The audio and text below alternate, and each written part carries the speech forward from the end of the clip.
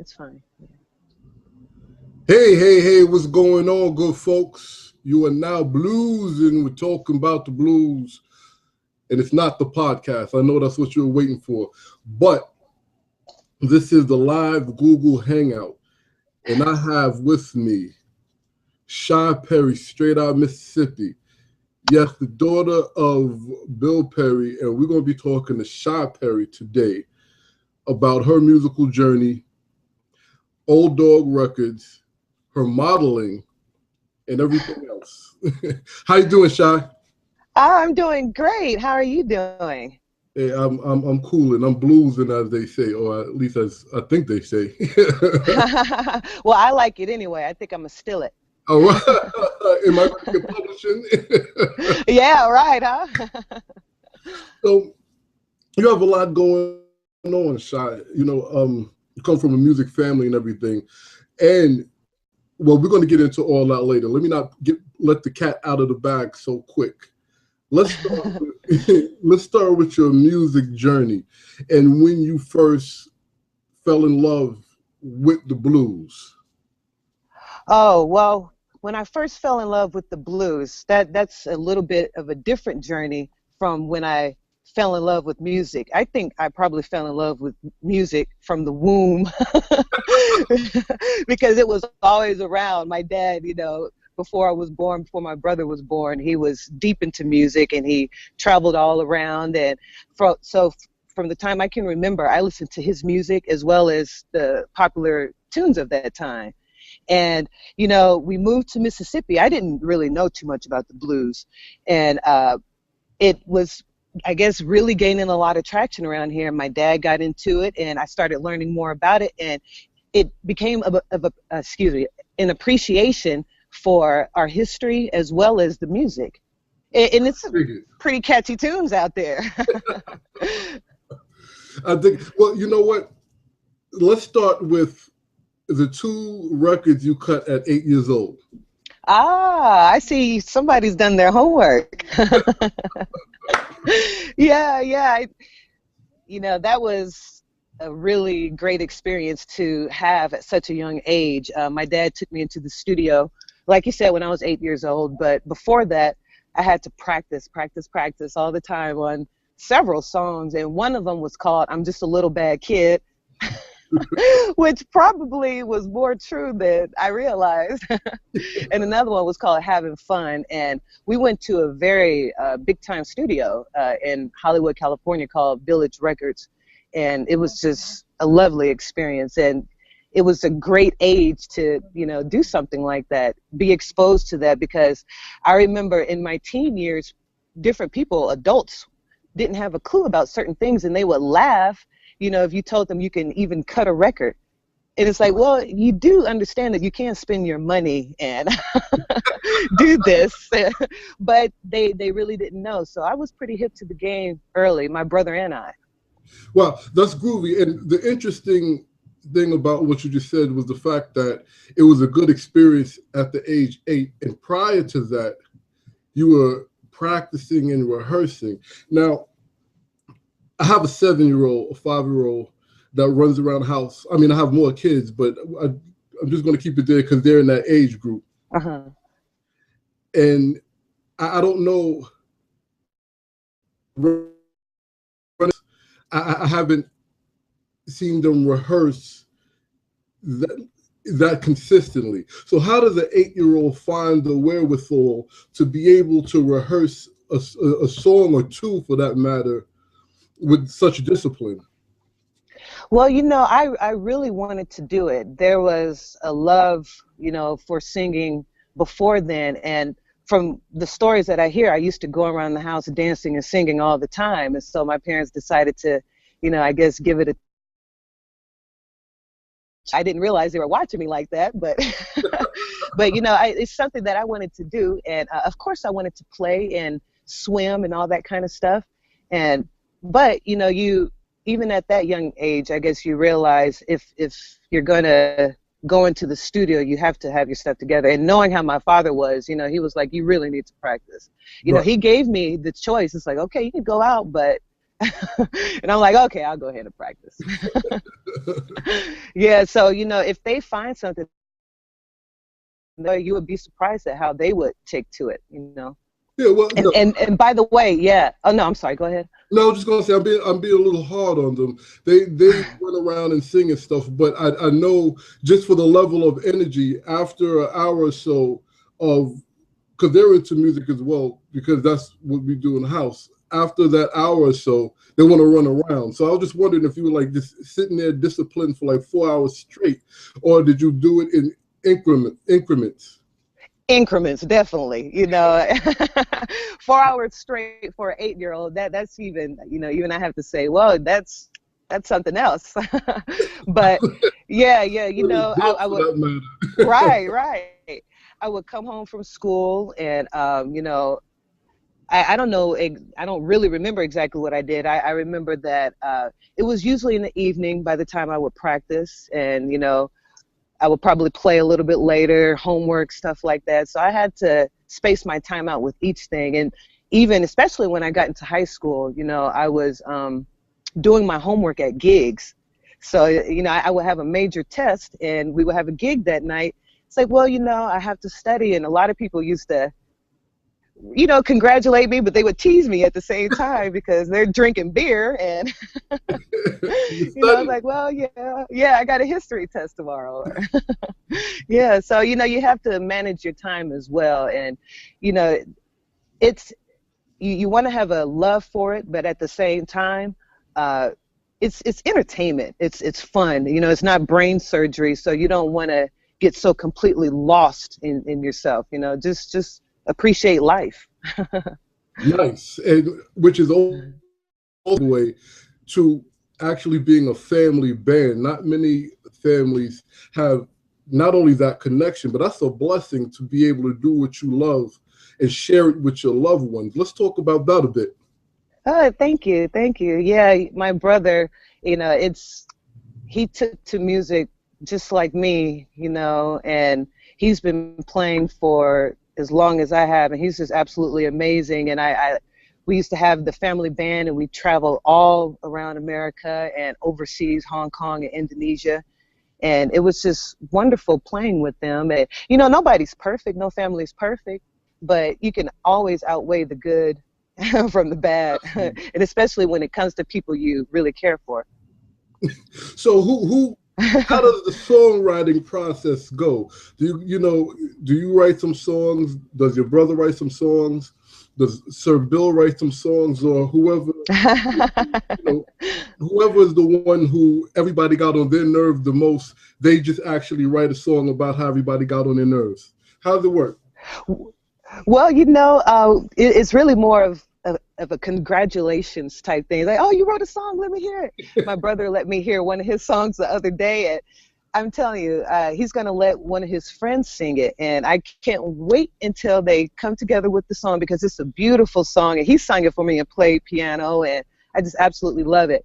So, my dad has been writing songs forever, so it's really exciting to hear their music, and I really feel excited and a little nervous, I have to admit, because it's just natural, I guess, when I sing my songs to them for the first time, and when I really see that they're enjoying it, it's like, okay, yeah, that's good. Because, I have to please them. When I please them, I'm like, okay, I'm fine. Right. Well, you guys represent each other, so you have to be the toughest audience on each other. Right. Yeah, really, sometimes I could be my toughest critic, but sometimes, you have to whip yourself in shape. Don't let yourself go slacking. Exactly. So let's talk about the songwriting process. What does Shy do to get into this mode, or is it more organic?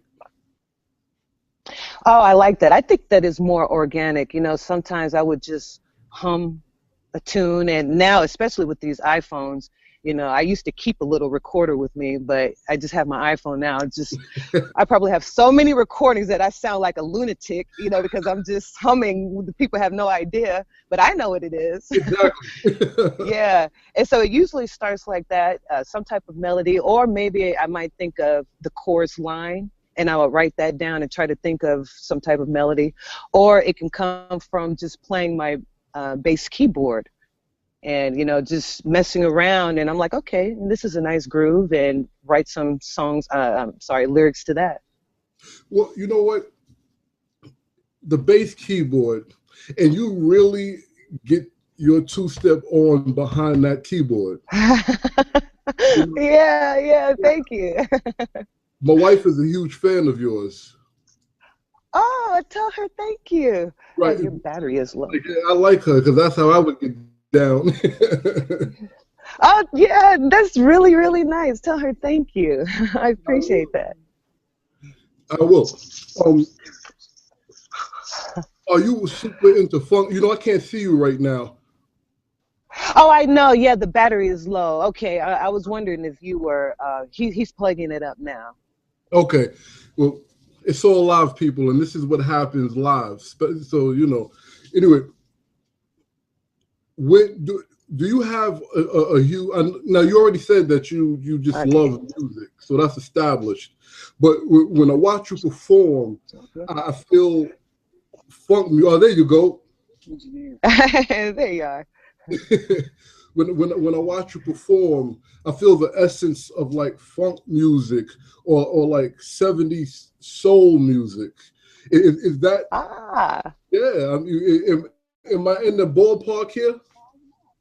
I think that you're very close. My mom, is a big music lover as well, and I grew up listening to Stevie Wonder, Al Green, and from back in the day, and those songs. And, those are the ones that really touch my heart. And so, yeah, I can see a lot of influence with that. And, of course, Aretha Franklin, I did her songs with the Perrys. I probably might get, hurt by Aretha for saying this, but I should be getting paid for singing that song as well. Live shows. I sung it so much. If I had $1, you know how they say. Yes. But, yeah, they were big influences. Dig it. So, you know what, let's sidestep from music for one moment, because out of your many accomplishments, sitting with I believe with senators and things of that nature, to playing at Lincoln Center and all these things that are great, you actually went back to school and got a degree. Let's talk about that for a minute. Oh, yes, Ole Miss in the house. Rebels. Dig it. How was that experience, and what drove you or inspired you to do that? Well, it's funny how it always comes back to music, because that's what inspired me. I wanted to, really learn the business side. So I got into marketing and finance and all that type of stuff. And I just wanted to learn more about, how to take care of, different aspects when it comes to advertising and, just putting yourself out there. Right. And the idea, I wanted to travel, see the world, and I was, blessed enough and lucky enough to do that, because I took off for a while after I graduated to going to college. But then when we got back from overseas, that was the decision, and it was all music that, drove me to there. And I think that it's definitely coming in handy.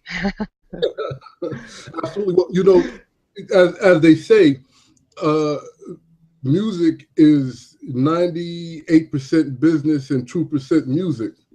I like that. Yeah. You have to take care of your business. I like how the rappers say, you gotta take care of that dollar or whatever, But you have to look after yourself and those around you.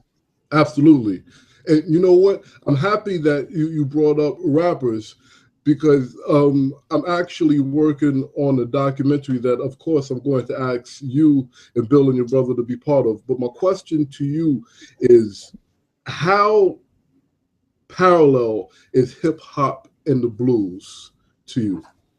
Oh, we really say that it's the grandchild of blues, or great-grandchild, or something like that. So, parallel, but it's really related. It all comes together, and it's just another form, the new generation of singing the blues. Because when you think about, at least I remember from the 90s. I haven't really listened to too much hip hop these days. I have to admit, I just haven't. I've been working on my own stuff. But, you know, in the 90s, growing up listening to all that stuff, it was just, when you think about the blues songs and the troubles and trials they were going through, that's what a lot of rappers were rapping about. And, you know, I mean, it's just a new era. That's all, I think. No, I actually agree with you wholeheartedly. I find it ironic that the lyrics of the old Delta blues, they spoke about injustices and economic inequality and heartbreak and things of that nature. And hip hop, as well as every other music from that era, spoke about the same thing. Absolutely, it really did. And, you know, I think that speaks volumes to how, you know, creative that we can be throughout the years. And, you know, it's really important also not to let go of the past and remember, you know, the people that had to sacrifice and the things that they really had to go through in order for us to be here, and appreciate the music that we're doing now and where we can get to. You know, some people, I mean, it's just very sad, you know, how they spent their whole lives struggling, you know, hoboing and all that kind of stuff. And now they're revered. And, you know, it's like, where was it then? But we all understand what was going on. But that's why we need to remember. We need to honor the past. Absolutely. Now, the modeling. Let's talk about the modeling. Oh, okay. Yeah. What inspired that? And how long have you been doing it? Talk to us about it. Fill us in. Well, I started, it was just a decision that I made when we moved. I moved to New York after college. And of course, you know, the competition for trying to even get a secretarial job is just so amazingly high. I'm like, you know, I need to go ahead and put my resume out there for what I'm good at, which is music. And so I thought, okay, well, let me try modeling. And, you know, I got quite a few hits, and, you know, I was able to do, oh, I'm sorry, the bugs are coming around now. Mississippi. Yeah, that's good. Yeah, but I ended up getting quite a few good shows. One show, Shigotu, I believe it was called, modeling. They actually had advertisements, and it aired on MTV and all these different channels, VH1, and I can't even remember, it was about 8 or 9. I got a bunch of pictures from it, so that was good that I was at least able to see that, because I couldn't see it on television. And another pretty big show that I was a part of that my parents and my brother were actually able to attend, and that was very nice. It was for the fundraiser for police officers and firefighters that lost their homes or something like that, and fires, I believe, something like that. But they were raising money, and I think they did pretty good. It's a good cause. So, you know, yeah, it was a very good cause. Before we speak about your albums, plural, and your current album in Old Dog Records, I have one more. Well, it actually does have to do with music. Blues Trekkers, I believe the name is. Ah, Blues Trekkers, yes. That was a television show that my brother, my dad, and the family thing, we put together. I guess it was around 2002, 2003. And we would go around and interview all of the local artists, you know, within really Mississippi. We would just go in the region. We actually interviewed Honey Boy Edwards, Pine Top Williams, Perkins. And, you know, that was just a very nice experience. And what really made it special was that my dad edited the show. Wow. So, you know, yeah, he was very creative and ingenious, you know. And, you know, we actually had it on air in Greenwood and a local station here in Oxford, Mississippi. And, you know, I'm going to put an episode online soon, so you guys look out for that. You can check out my YouTube channel, Shy Perry, and I'll do that maybe in the next couple of weeks. Dig it. You know, we're definitely going to link out not just that, but your entire YouTube channel. So let's talk about Old Dog Records. Old Dog Records. Yes. Yeah. So how did this musical marriage come about?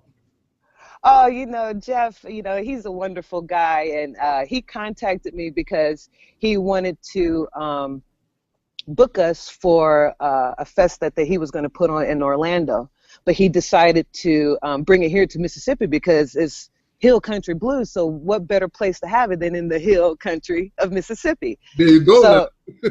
So yeah, so right now he's still making arrangements of where it's going to be, and of course my father, myself, and my brother are going to be a part of it. There are going to be a lot of great artists that are going to be a part of it in April, I think 18th.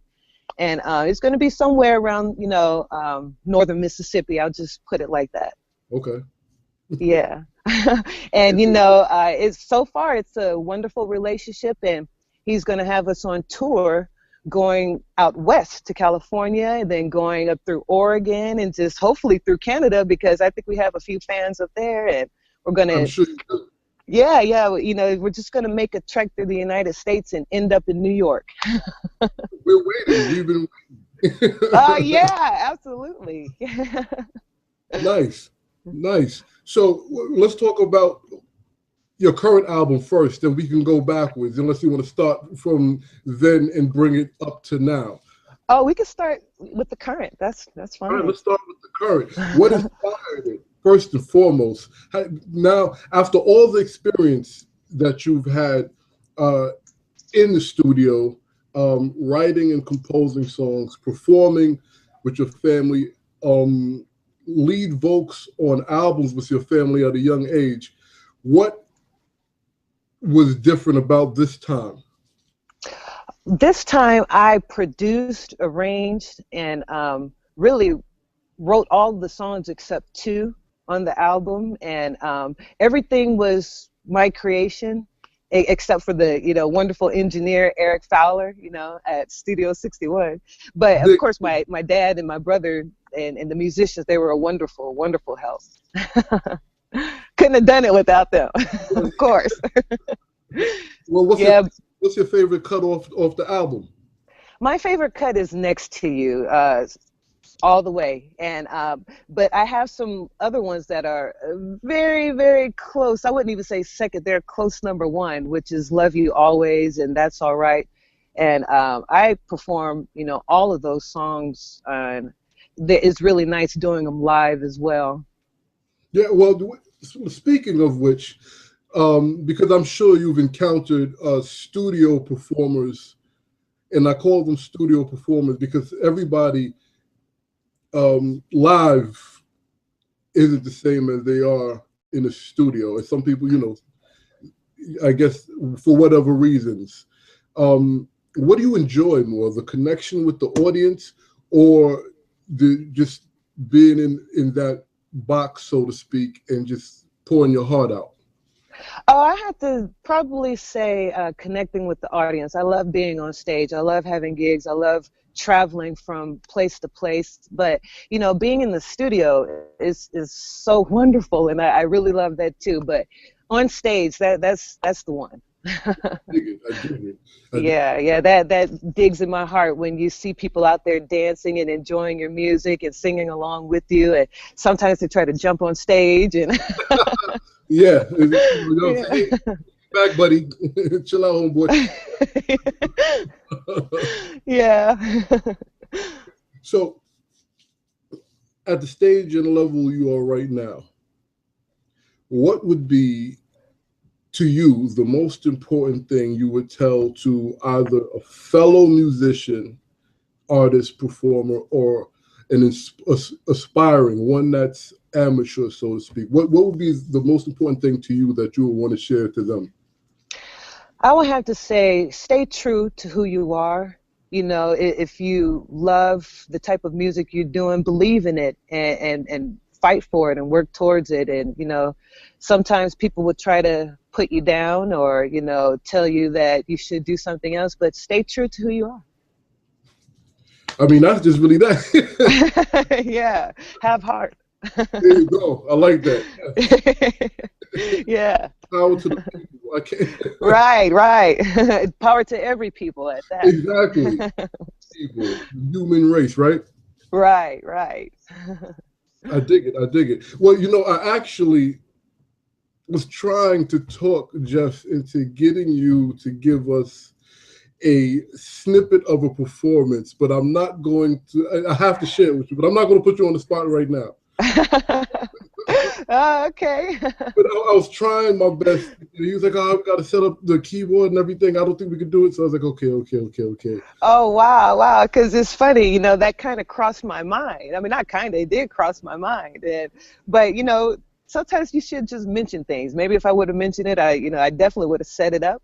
Well, it's okay. But maybe we can. I won't promise anything, but because I want to talk to my dad. But maybe we could do a little performance when he does his interview. I'm never opposed to a Perry performance.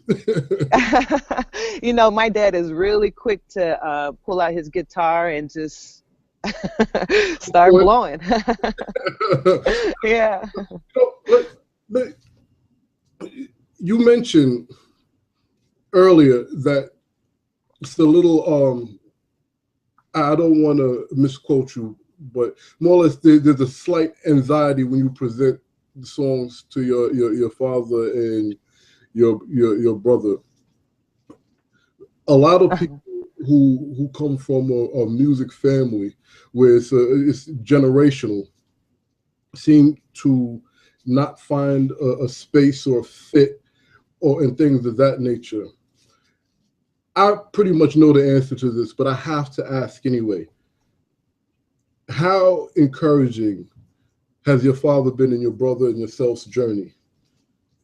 Oh, he's absolutely 200% encouraging, him and my mother. It's amazing, sometimes, if I try to down myself, they would get upset. I don't even, but that was years ago. Of course, I'm past that point.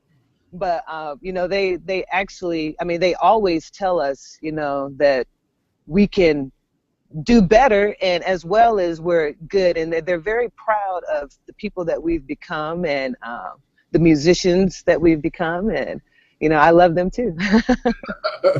Yeah. But, my parents didn't fill our heads with, "Oh, you're so great." We had to earn our spot, and we had to practice hard, and we had hours. And when we started the Perrys, you're talking about 4 hours of playing, try 8. Oh, yeah.